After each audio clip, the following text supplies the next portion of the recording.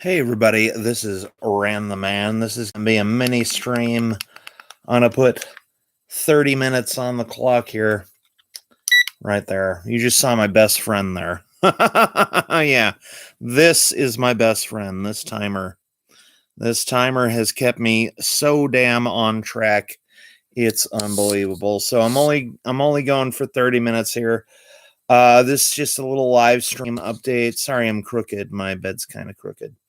But anyways, so I just want to let you all know that I finished my third episode of She-Hulk. Now I have written as many She-Hulk episodes as Jessica Gao has. And if I write another one, which I plan to very shortly, I will have written more episodes of She-Hulk than the head writer of She-Hulk has written on She-Hulk.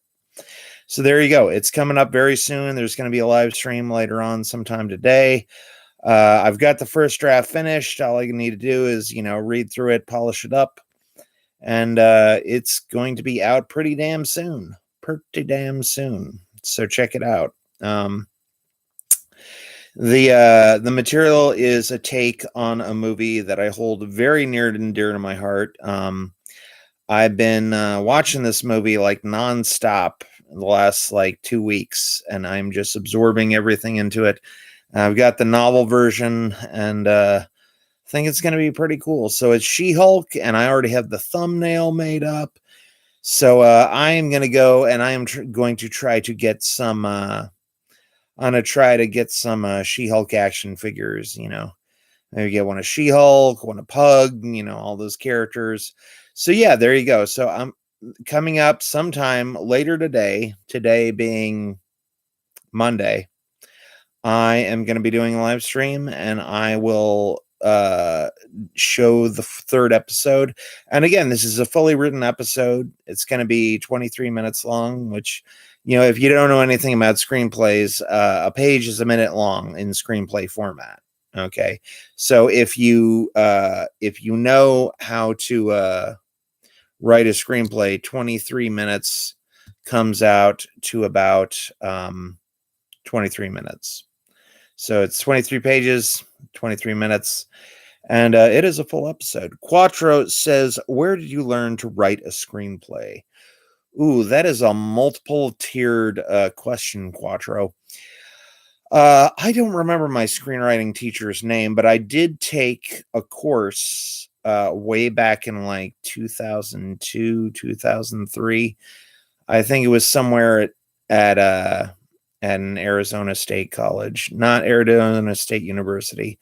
I don't remember the name of the college, but I learned a lot of my writing skills from Tony Robbins and NLP. Because I use the Pomodoro method, and if you don't know what the Pomodoro method is, you work for 25 minutes, then you take a 5-minute break, then you work for another 25 minutes and take a 15-minute break, work for another 25 minutes. And I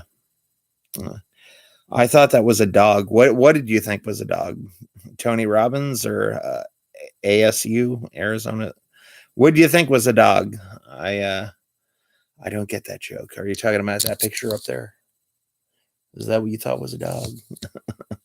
Yeah, but yeah, Pomodoro. No, that's a Pomeranian you're thinking of. Pomeranian. Pomodoro technique is a way of working, and it applies to many, many, many different things. You can use the Pomodoro technique for cleaning. I do that. You can use the Pomodoro technique for workouts. You can use it for reading books. There's lots of different uses. So yeah, so basically you work for 25 minutes, take a 5-minute break, work for 25 minutes, take a 15-minute break, work for 25 minutes, take a 2-hour break, and then work for 25 minutes, then take a 15-minute break, then work for 25 minutes, take a 5-minute break, and then work another 5 minutes. And after that round of that, I usually just go to sleep after that round. So yeah, that last round, I just conk out for the day. Now, I write 90-page scripts in 5 days, and I will be going over my method in an upcoming video. That is also upcoming. So yeah. So yeah, I'm going to be going over my method and my method for plotting, how I do outlines. The thing with outlines is that I never stick to outlines. I did an outline for the script I wrote just 30 minutes ago, and like as soon as I got into the second act, everything went out the window. I followed it loosely, but very loosely. Me and outlines, we're not on good terms. Because the thing with scripts and screenplays is you can write an outline, you can write a really detailed treatment, but when you're actually writing the actual script, sometimes there are twists and turns that you can't account for, and then the outline just goes out the window. So, is Outlines a YouTuber? Could be. No, I'm talking about outlines like doing act breakdowns and like an outline like this happens and this happens and this happens and this happens. But yeah, when I do outline my screenplays, but I almost never use them. In fact, a lot of the times, somewhere during the second act or somewhere in the middle of the second act, I just start freeballing it, because ideas come and hit me out of nowhere, and I'm like, wow, wouldn't it be cool to do this? And I just go in that direction. That's yeah. So there you go. So let me give a shout out to Quattro. Quattro, thanks for watching. You've been with me from the beginning, I think. Yeah, or I mean, beginning of the She-Hulk videos. So give a big shout out to Quattro. So I don't know if I want to give away the secret. I mean, this next one is going to be something to behold. I heard Coppola didn't use outlines.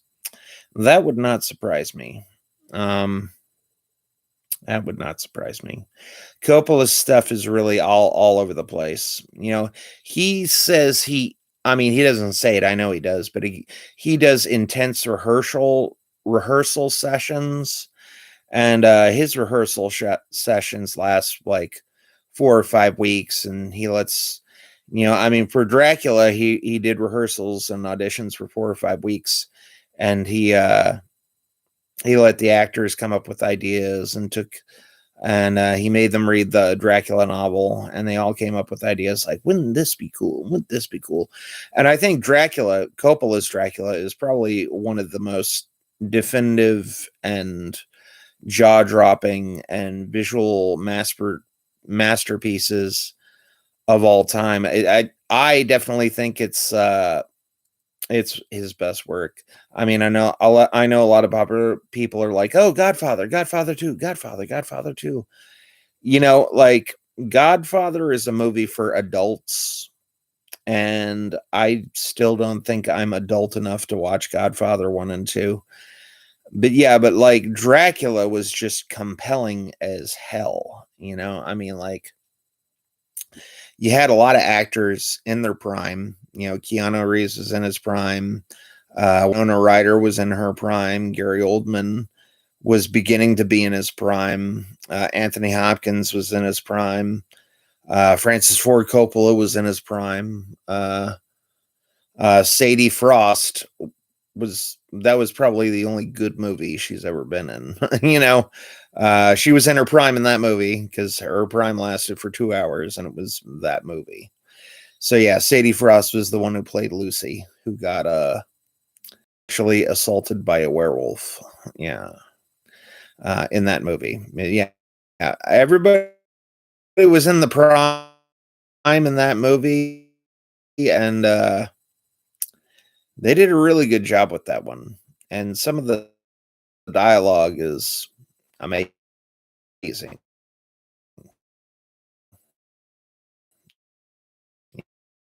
Yeah.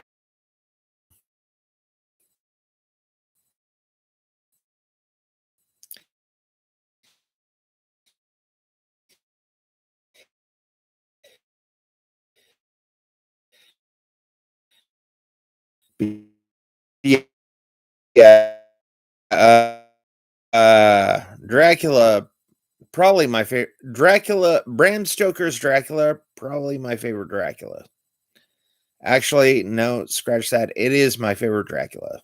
There's there isn't one better than that. I'm not a big Bela Lugosi fan, never was. I really you like any movie before the 80s. Like there are very few that are before the 80s that I like. Very few. One of my favorite that's a good movie. And lots you know, A Man Who Knew Too Little.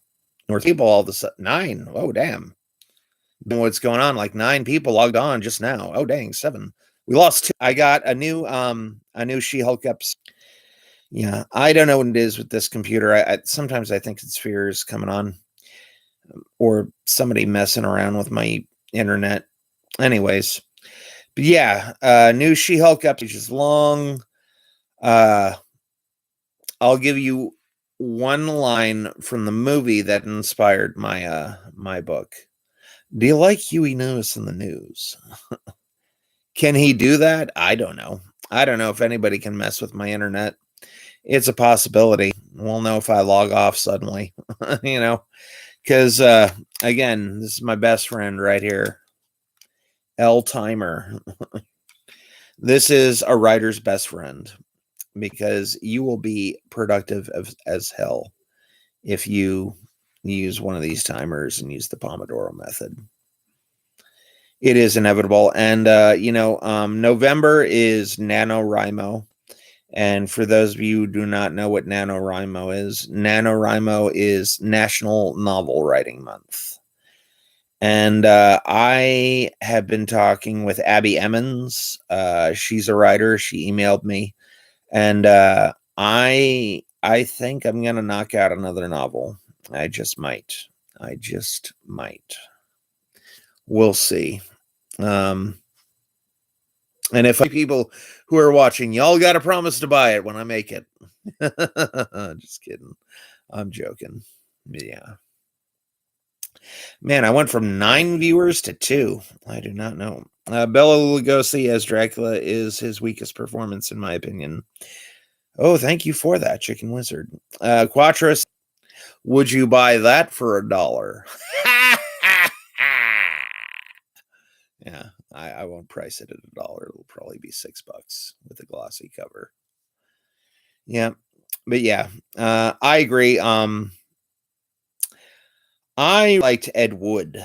A lot of people who don't know who that is or what that film is. It was a film by Tim Burton, and it was about the feature filmmaking career of Edward D. Wood Jr., who made some of the worst films of all time. I think AFI voted that Plan 9 from Outer Space was the worst movie ever made, which is surprising because it is actually a very watchable movie. When I was going to college, I saw that glossy. That's nice. Yeah, it's going to be glossy because Quentin told me he didn't like the matte finish, so I aim to please. So it shall be glossy cover, even though glossy covers pump up they push up the printing price, and there's lots of different factors that determine the printing price of your novel, whether it's got color in it, whether there's color photographs in the pages, pictures will pump up the price. Glossy finish over matte finish. Matte finish is cheaper than the glossy print, and determining the number of pages. It's actually more cost effective to make a tiny book, a small book, instead of a big, huge book. It's more cost effective to make a 35-page book than it is to make a 258-page one. And I know because I've made a 258-page one, and I just helped somebody publish their book. And they had, glossy cover. They had 214 pages, and they had photographs galore. And their printing price of their book was like $847. Now, he immediately bought like 10 copies of his own book. So $847, that's about $84.70. So yeah, the printing cost it's not cheap. Although if you publish your book on Kindle Direct Publishing, you can get 100 books at the printing price while everybody else has to buy it at the normal price. So yeah. That's why I didn't do a glossy cover on the first one. But I got a glossy cover on Every Day is Magic. So there you go, Quentin. There you go. So yeah, we're halfway done with the stream. I got 14 minutes on the clock. If anybody has any questions, let her rip. Again, this is an update stream. Just updating all the fans. Got a new episode of She-Hulk out. When this 14 minutes is out, I'm going to clock out and go to sleep. And then when I wake up in the morning, I've got to cut some limbs off the trees. And after I'm done with that, I'll put my laundry in the wash and, and wait for that amount of time. And then I'll, the wash, if you do it on high heat and you put the longest thing in, the longest time for a load of wash is like 64 minutes. So I'll just stick my load in for 64 minutes and yeah, I'll just stick it in there for 64 minutes and let it just tumble and do whatever it does. So yeah. And yeah. And then I'll do the live stream and I will read it on here. So again, I'll give you a hint. The hint is Huey Lewis and the News. That's all the hints I'm going to give you. But it's She-Hulk meets a popular character. This character is not technically a superhero. Although, there's a running gag in the show. I think it'll be. Who is Huey Lewis? Oh, dang. I'm sorry, Quattro, if you don't know who Huey Lewis is. I don't know. You spelt the name right. So Hugh is Huey Lewis. He did the song Too Hip to Be Square. So yeah. If you type hip to be square, you might actually get a little rendition of the person. It's going to be a dark satire. It's going to be very dark, and it's going to be a satire. You'll like it. It'll be crazy. It'll be psycho.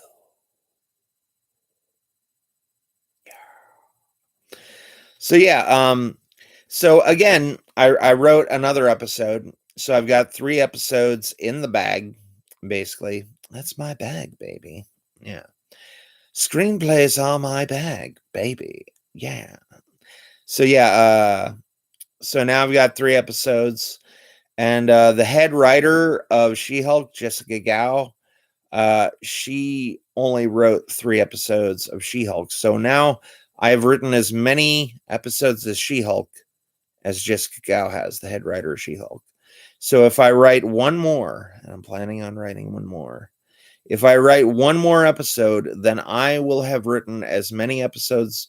I will have written more episodes of She-Hulk than Jessica Gao has. Have you had many conversations with your standee? Oh, yes, my friend. I introduce him to everybody. What's really funny is I can go in the carpool lane with him because it looks like I have somebody in the car. So yeah, it's a pretty sweet deal. Pretty sweet deal. Yeah. He's still here too. He's right over there. Somewhere over there. There he is. Yeah. Had many conversations with him. It's funny about the standee is I put him in random spots inside the house, and even when he's there, even when you forget that he's there, you come into the room and you're like, oh, thought you were a real person. Didn't see you there. Yeah. So it's real surprising. And my mom told me put him up in the back of the house so she doesn't get caught by surprise by this guy again. But yeah. Having one of these standees, it's freaky, because he moves all the time. Yeah. So yeah. You could put him on a train like Yeah. I could do that. That'd be good. So now we officially have 9 minutes on the clock. I'm going to clock out. So shout out to Exhumed. Shout out to Quattro. If y'all have any questions about the upcoming episode, let her rip. I'm going to go to sleep after the stream. And then when I wake up, I'm going to polish the draft. Take the spelling errors out, work on the wordage, but yeah, again, it's my third episode of She-Hulk, third episode written in the bag. And if you go to my website, before I post it up on YouTube, I will post it on my website. So you can go there, you can download the screenplay. On my screenwriting website, I've got like a little She-Hulk page. So the first She-Hulk script is there. The second one is there. They'll be there until forever, until somebody tells me to take them down. And yeah. So there you go. This next episode, it's pretty good. I'll have to say. I think you'll like it. I think you will. Is it weird getting naked in front of the standee? Well, I never get naked in my bedroom. Always in the bathroom.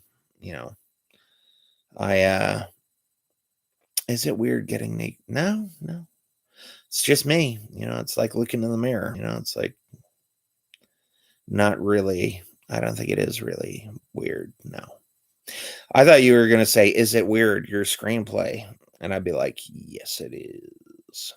So, and again, I had an outline for the first act. For the first act, I followed the outline pretty close. But when I got to the second act, I was like, you know what? I don't have time for both murders in this screenplay. So there's only going to be one murder. And actually, there's multiple murders, but I compress the time. So you get multiple murders for the price of 23 minutes. You'll like it, because She-Hulk is defending a serial killer. She eventually finds out that he's murdered multiple people. And this isn't one of those things where it's like a to be continued, because to be continued is like the ultimate cop-out in a movie or a TV show. It's like, we don't know how to end this, so we're just going to leave this plot thread dangling, and we're just going to let it leave you to figure it out, And, that happened with one really great show and one really great series. And the show was Sherlock Season 3 and Avengers Infinity War. Both those movies are really good, but I think both those creations are only good when you take into account they don't have any ending, Like Infinity War didn't have an ending, Sherlock didn't have an ending, and for a long time the endings were up in the air, and you're like, oh my god, how are they going to finish this? And you got Endgame with Fat Thor and Captain Marvel and a bunch of time travel stuff that doesn't make sense. And with Sherlock, Sherlock totally screwed the pooch with season 4, because they just said, you know what, we're not going to tell you the ending. We're just going to leave it up to the audience imagination, and audience, whatever you think was the ending was the ending.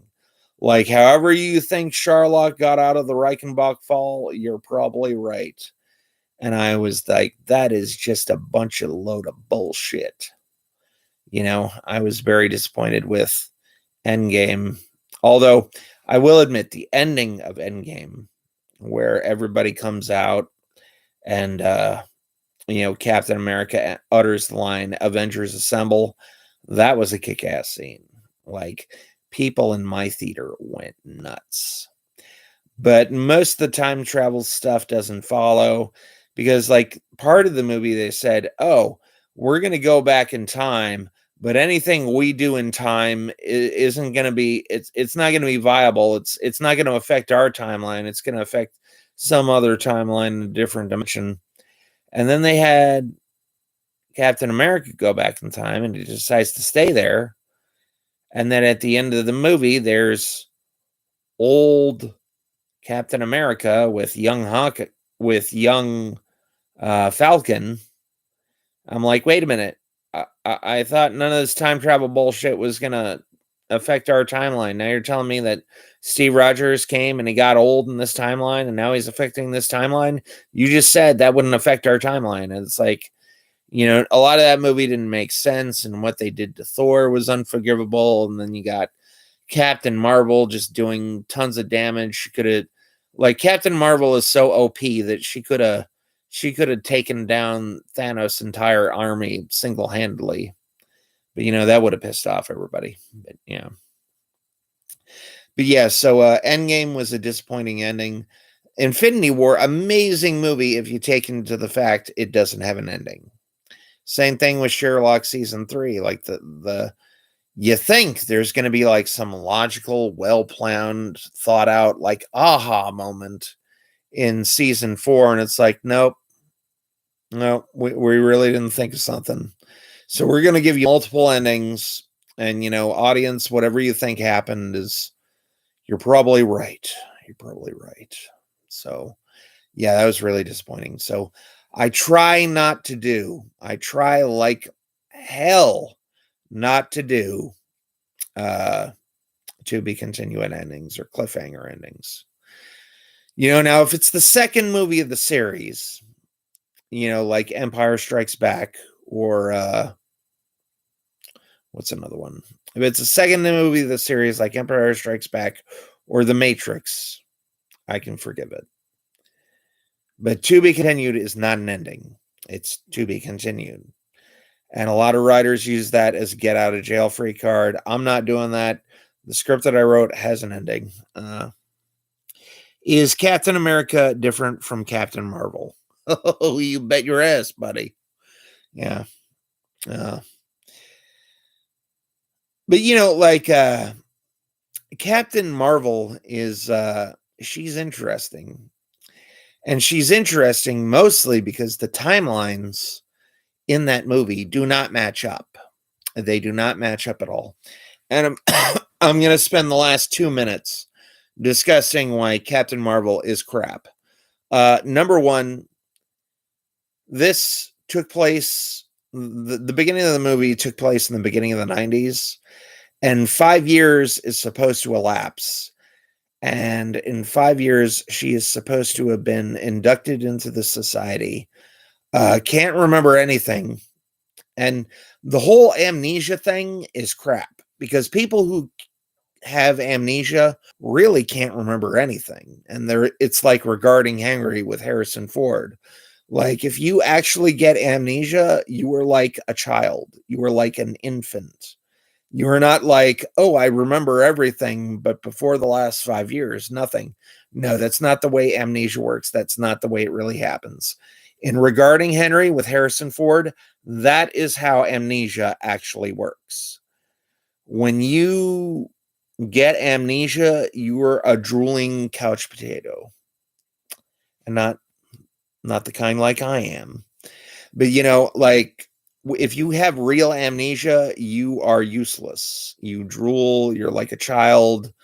You can't do anything for yourself. That's what real amnesia is like. Hollywood amnesia is like, oh, I can't remember anything before today, but I can remember how to speak. I can remember how to drive. I can remember how to navigate the terrain. I can remember how to shoot a gun. And that's not real amnesia. That, my friend, is Hollywood amnesia. There's a difference between Hollywood amnesia and real amnesia, So there you go. Hollywood amnesia is so convenient, Like, they did that in Resident Evil. They did that in the Jason Bourne series. And in the Jason Bourne series, they're like, yeah, I can remember how to speak 500 languages. I can remember how to do all this training. I can remember. And I think I can forgive Jason Bourne, because I don't really think Jason Bourne had amnesia. I think Jason Bourne was brainwashed. Oh, well, that's our time for today. I got to wrap it up. But my name's Randy Brown for Cammy Man 2021 and the Mayor of Magic. Check me out later today. I'm gonna be reading my third She-Hulk script. Already working on the fourth there. Uh, Already working on the outline, and I will see you later, alligator. Shout out to Pixel, shout out to Quattro, shout out to Exhumed. And my name's Randy Brown, and I will remember, my name's Randy Brown. I do the card tricks, but you all bring the magic. Bye.